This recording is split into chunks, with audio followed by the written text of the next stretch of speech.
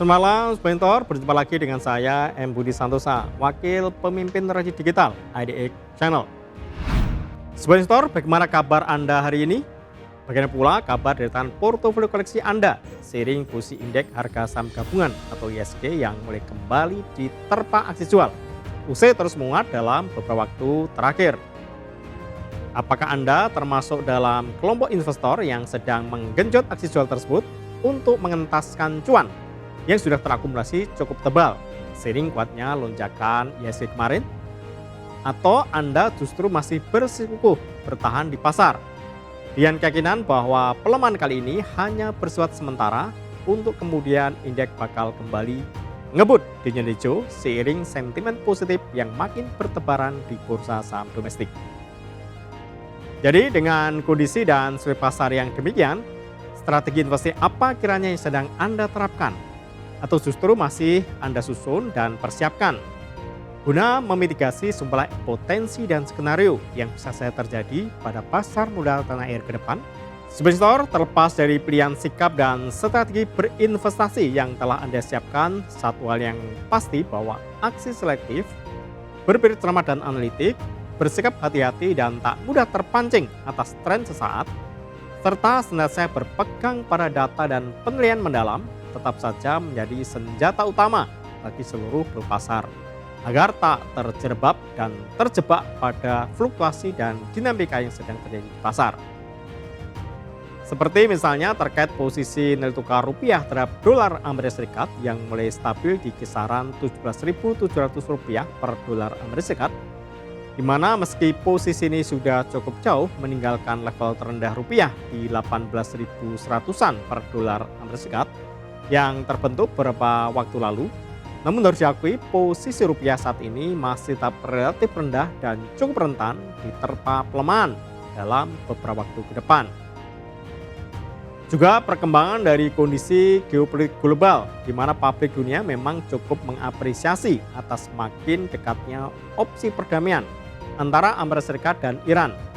Namun juga masih cukup khawatir terhadap manuver Israel yang dilancarkan di wilayah teritorial Lebanon, sehingga masih sangat mungkin memantik serangan balasan dari pihak Iran.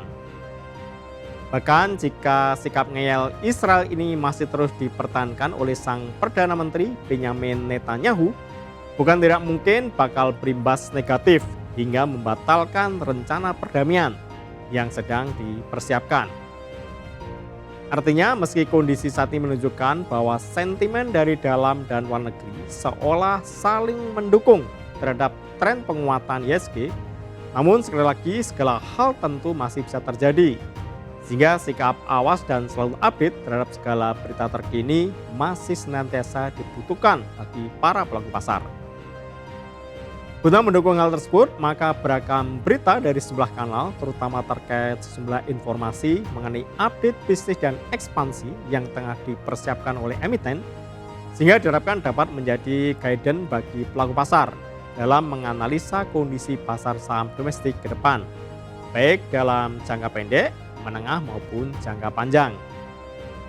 Seluruh kabar dan informasi tersebut telah kami rangkum dalam deretan 5 berita terpopuler di website idxchannel.com.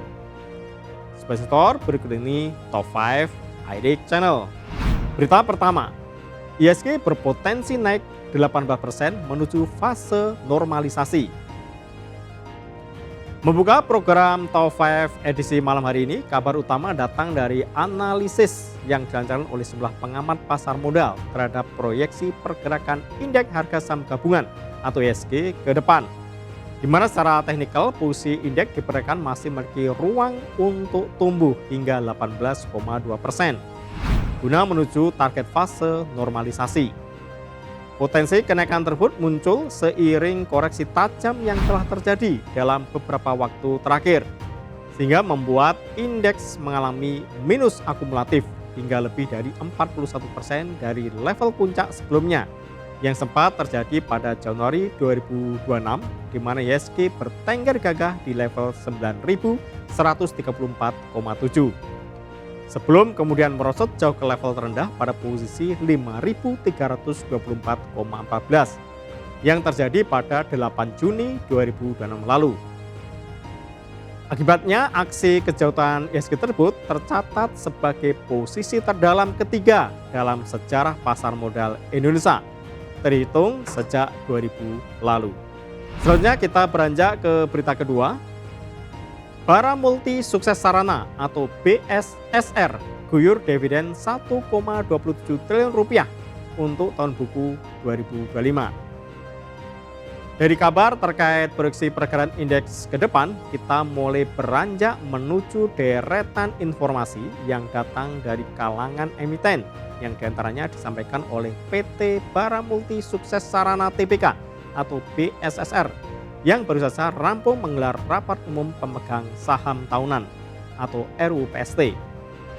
Dalam gelaran rutin tersebut, pihak BSSR telah menyepakati sejumlah keputusan penting, diantaranya terkait pembagian dividen tunai final sebesar 70 juta dolar Amerika Serikat atau 1,27 triliun rupiah.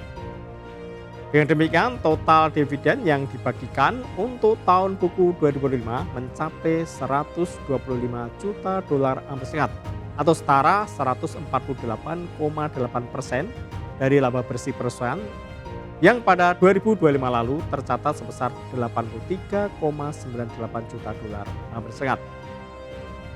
Dengan nilai nominal yang telah ditetapkan tersebut, maka pemegang saham BSSR bakal menerima dividen sebesar Rp486,13 per saham, di mana sebesar Rp222,59 per saham diantaranya telah dibagikan lebih dahulu sebagai dividen interim pertama pada 21 November 2025 lalu.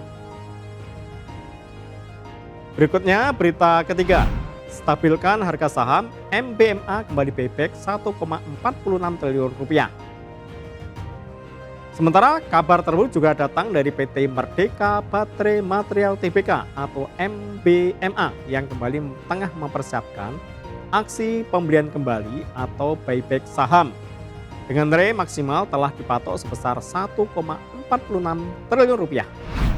Langkah borong saham kembali itu sengaja dilakukan perseroan sebagai strategi dalam menjaga stabilitas harga saham di pasar, sehingga diharapkan dapat lebih mencerminkan nilai fundamental perseroan secara lebih wajar.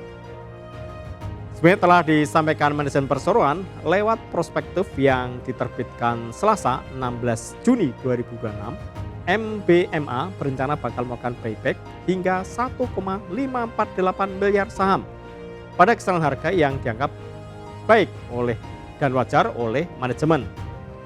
Nantinya aksi buyback ini bakal dilakukan secara simultan dalam periode 3 bulan dengan batas paling lambat bakal berakhir pada 16 September 2026 mendatang. Terkait dengan rencana aksi korporasi ini, pihak manajemen MBMA memastikan tidak akan mengganggu cash flow perseroan, termasuk opsi penurunan pendapatan maupun dampak material lain terhadap biaya pembiayaan perseroan. Selanjutnya kita masuk ke berita keempat. Intip jadwal dividen timah atau TINS sebesar Rp88,19 per saham. Di lain pihak, kabar juga datang dari PT Timah Tbk atau TINS yang telah memutuskan bakal membagikan dividen tunai sebesar Rp88,19 per saham untuk tahun buku 2025 lalu.